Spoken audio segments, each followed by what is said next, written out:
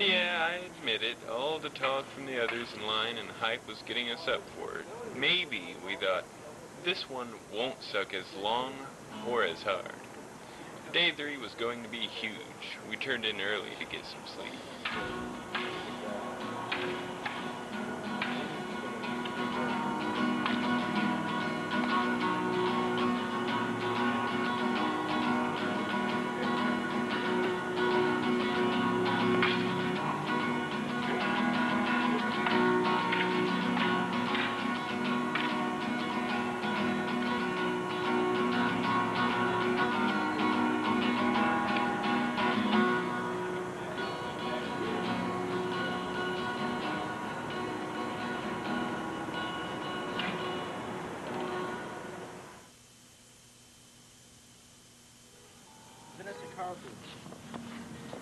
Star Wars is on your side.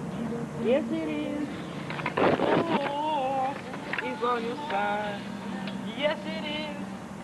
Star Wars is on your side. Yes, it is. Eres Star Wars. Es muy bien. Yo quiero Yoda. Muy tanto con mi corazón. Star Wars, viva! Star Wars. Star Wars, viva! Star Wars.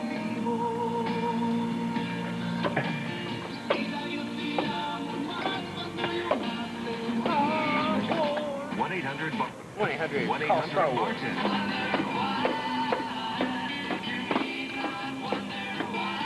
It's Star Wars.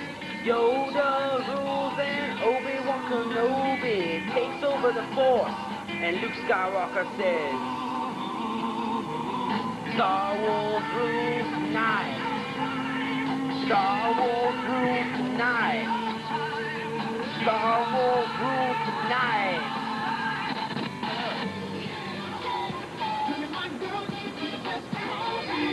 Star Wars.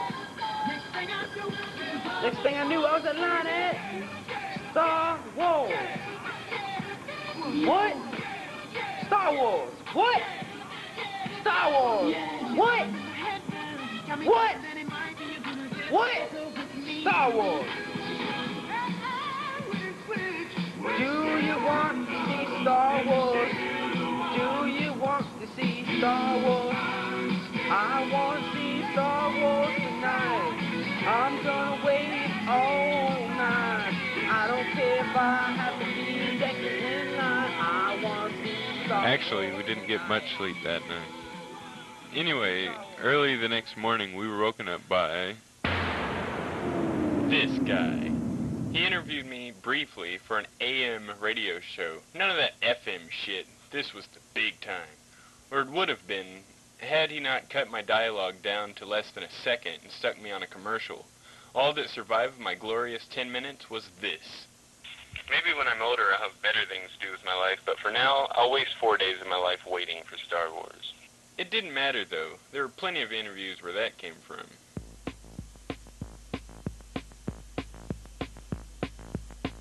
You were at the first midnight show, Star Wars 77, so what was that like? I mean, how does it compare to the 3 tents we have out here now? Well, there was no such thing as camping out in advance. You just went in line in front of the theater, and I worked at another theater, and so I got free passes to go see any movie I wanted unless it was sold out, which they expected Star Wars to be sold out. And midnight movies were out. The entire audience was just on the edge of their seats the whole time, and probably a couple inches above their seats.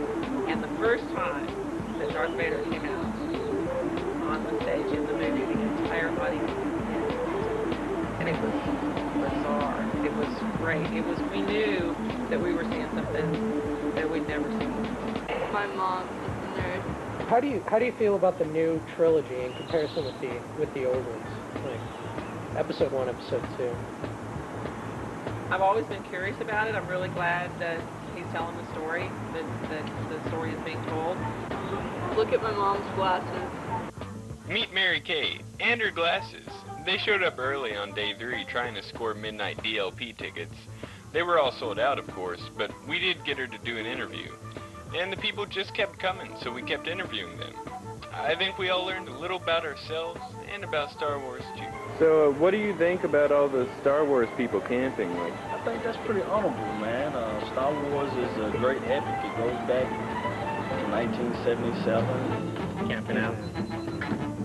5 days in advance before the movie premieres public. They better have their ticket. I don't know. I wouldn't do it. Is it a good thing or a bad thing? It's good for the movie. I think it's cool because it gets people to kind of enjoy the movie even more.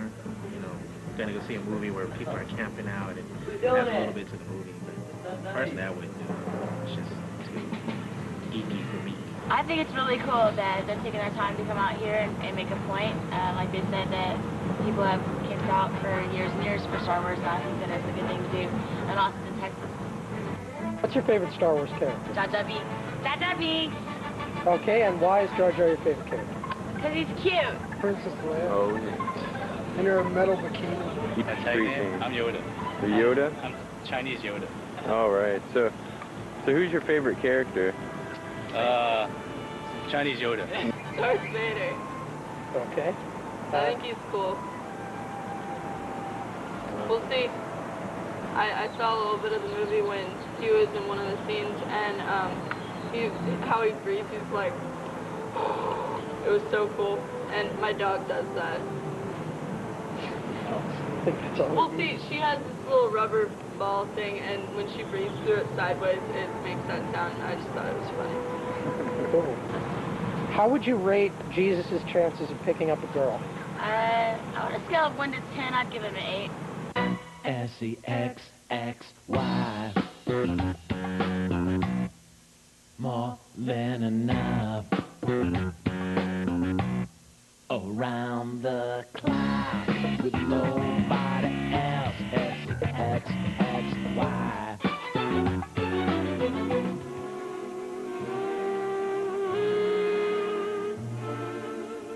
Jesus wasn't the only one looking sexy that night. Another one of our managers, A.J. Witherspoon, decked himself out in a plastic chest plate, sizzling shoulder pads, and a scintillating life support system to become a reasonable facsimile of Darth Vader, Dark Lord of the Sith.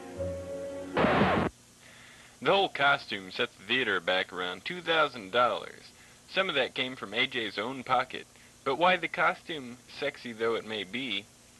To put it bluntly, the theater was expecting big things from Star Wars, and they were willing to bend over backwards to make the galaxy the best place in Austin to see it.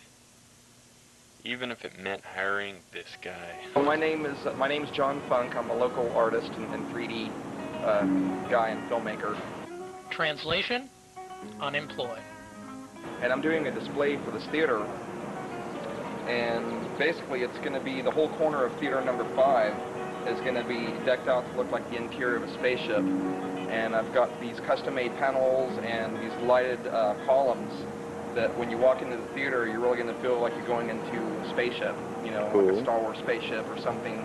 And I have some, you know, large models that are going to be hanging up on the ceiling, so it's going to be all themed out in the corner. And then tomorrow, a friend and I, Randy, we're going to have a model display set up in front of that theater so people waiting in line can look at stuff. We may make fun of Funk here, but the man knew his shit. The next day, the line for the models went around the block. I mean, isn't that why people go to see movies in the first place? To see kick-ass entryways? But as much as that mattered to the rest of the line, Don, Jesus, and I could care less. All we wanted was that sweet employee screening.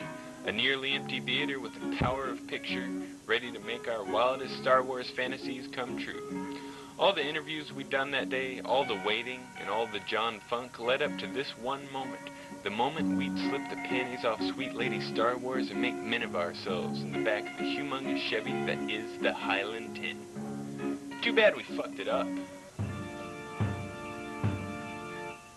Now, you may hear a lot of stuff about what happened that night to the screening, but I think I finally worked out the truth. See, what you gotta understand is, Jesus doesn't like Taylor, another one of our friends who was there for the screening. And when he heard Taylor talking about the screening to Ricky and some of the other people in line who technically weren't supposed to know about it, Jesus got kind of mad. Then he went to our general manager, Mr. Wampler, and Mr. Wampler decided to cancel the screening. This made Nathan and I pretty mad. And then we were all mad at Jesus, which is when Nathan recorded this. Day 3, I think, and I'm mad. Can't see the screening, the pre-screening, because people can't get along. But then later, after we'd all settled down a bit, we settled our differences.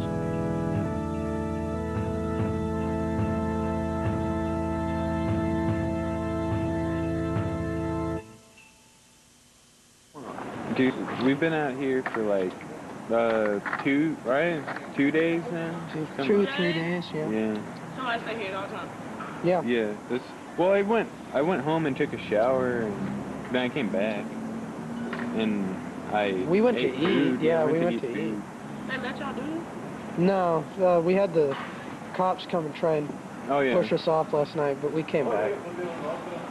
So they're gonna try to do it again? Well, maybe. Well, they talked to the managers today, and the security talked to the managers, and managers cleared it up with them that we can't. Yeah. Are you recording it? Yeah. Yeah, we're making a documentary, so. Yeah. Even though we stopped trying to crucify Jesus, we were all pretty down about missing the screening. Sure, we'd see it the next day, but we'd be doing it like all the other jerks in line. I mean, we were first, but still. When spirits were at their lowest, Highland 10 manager and all-around righteous dude Chad Smith put things in perspective. You want me to be myself. What do I think about all the hype around Star Wars? Honest answer. Honest answer. You know, I could care less. When it ultimately boils down to it, I think it's a joke if you have a 10 out here, unless you're making fun of somebody else.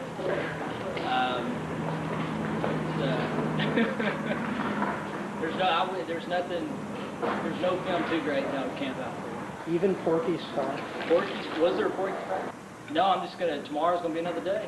I mean, we're gonna be Grant, we're gonna be a little busier tomorrow, Thursday, Friday. It'd be interesting to see if we get to the weekend, normal, I suppose. But it's just gonna be another day, and we'll do it all we can. And it's a movie like anything else.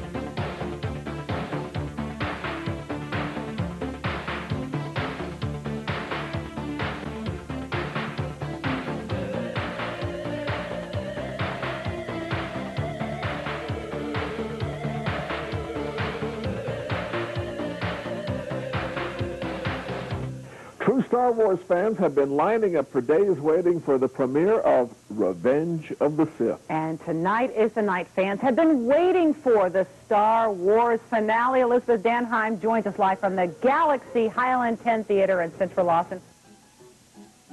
On day 4, the Star Wars line got crunked to capacity. All the people who had midnight tickets but didn't have the sack to camp filtered in throughout the day, and with them, the media. Local TV news, radio, newspapers, all wanted a piece of Star Wars geeks. I even got interviewed for a Spanish-language film magazine. Mostly the coverage was the, hey, look at the nerds variety, but as we came to know, 90% of the newscasters know jack shit about everything but making asses out of themselves on the air. Hey, it's me and Boba Fett here, my personal bodyguard in case anybody from the dark side tries to pull a lightsaber on me. Okay, let me set the record straight. Boba Fett is a soldier of fortune. He's a bounty hunter, works for the highest bidder, which would mean that if this guy had enough Imperial credits, he might